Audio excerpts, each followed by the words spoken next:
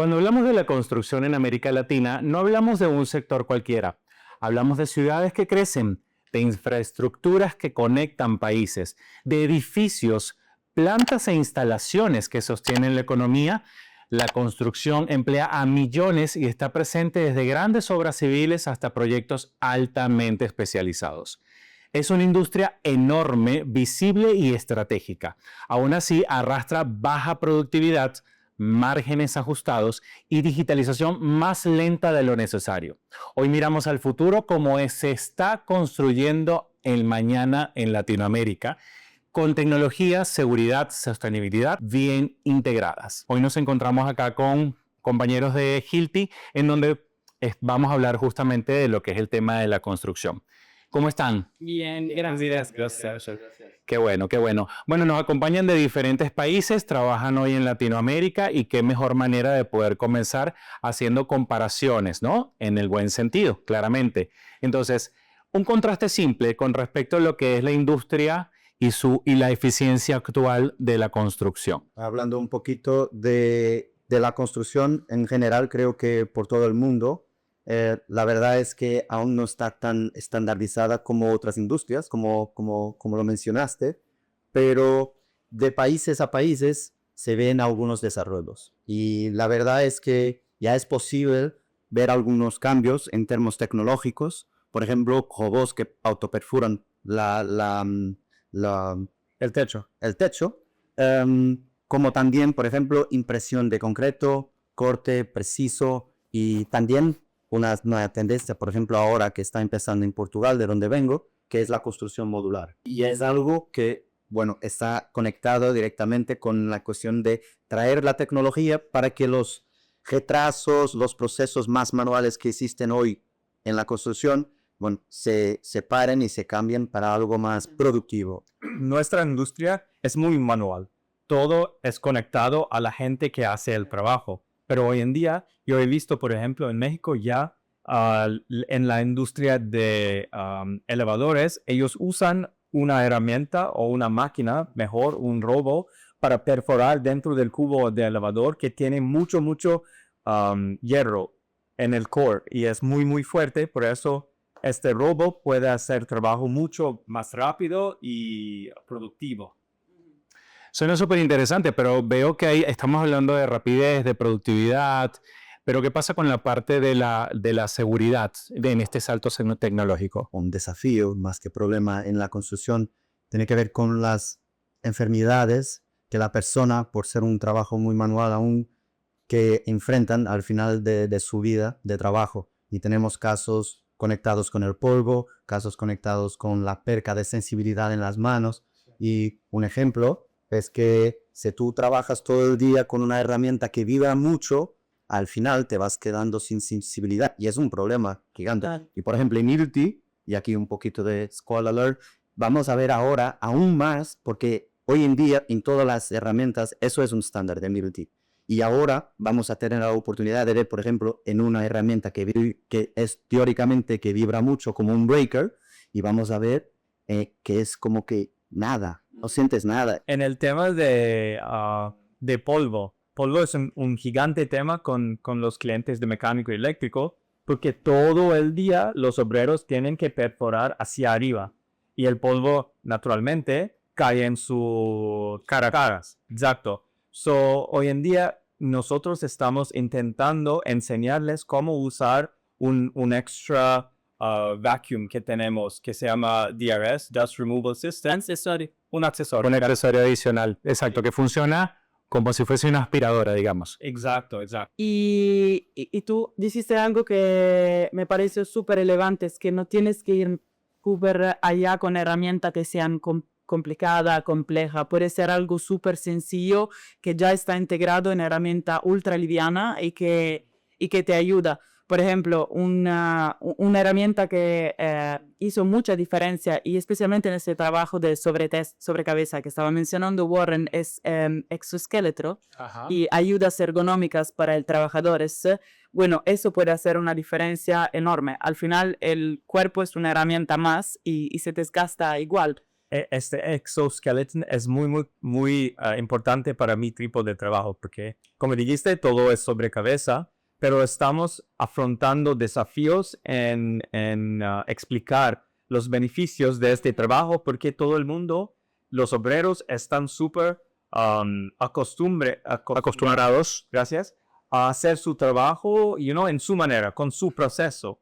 Pero estamos enseñándoles que su cuerpo ellos necesitan dar su cuerpo un poco de help, de ayuda, y ellos tienen que cambiar sus procesos desde solo perforar y después hacer su trabajo a perforar constantemente, perforar muchos y después hacer otros tipos de trabajo. Y así ellos pueden mejorar su productividad y también es más saludable por ellos. Entonces, hablando un poco de esta productividad y lo que podemos nosotros ofrecerles a las empresas, también estaríamos hablando que disminuiríamos sus retrasos en cuanto a lo que son entregas de obra, aumentaría lo que es el profit, pues la ganancia de estas obras, ¿cierto? Sí, y aquí podría empezar como estamos muy enfocados hasta ahora en productividad de aplicación. Okay. Warren estaba hablando cómo puedes perforar de una forma constante para que sea más rápido y no solo seguro de trabajo, pero también a otras cosas que retrasan a las empresas hoy en día en la construcción, como los casos de procesos, de gestionar las herramientas, sus personas también. Y todo eso hoy en día también se puede hacer de una forma más fácil, no solo con llamadas o con mensajes, porque al final estás perdiendo tiempo y no ahorras. Y con eso, ILTI también tiene una solución, por ejemplo, como OnTrack, no software de gestión.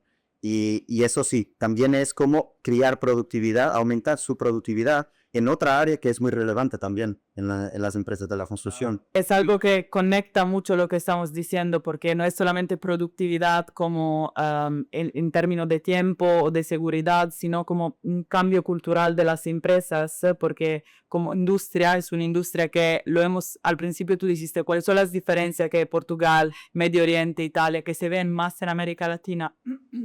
Yo creo que no hay mucha diferencia en términos de lo que está pasando, que la industria ha que update. Lo que pasó es que en los últimos años, si comparado al pasado, llegaron novedades de tecnología, digitalización, Internet of Things.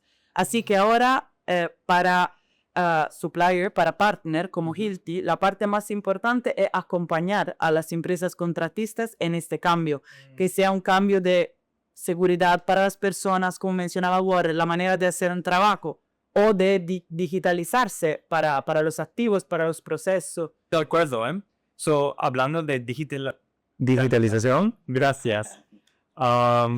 Nosotros estamos socios con los constructoras porque estamos también desarrollando las aplicaciones dentro de BIM, por ejemplo. BIM es un ejemplo clave para los de mecánico y eléctrico y también para HVAC, empresas de HVAC que instalan HVAC, porque normalmente en una obra, cada trade, cada trabajo, ellos hacen solos. Y es muy fácil tener clashes, tener choques entre un tipo de instalación y otro. Y eso genera mucho ruido en la obra, eso genera también desperdicios. Y esto puede bajar sostenibilidad porque uno tiene que hacer todo el retrabajo y con BIM todo se solucione. Y nosotros también estamos allá junto con los clientes, podemos hacer el diseño para ellos, junto con ellos, para bajar el desperdicio.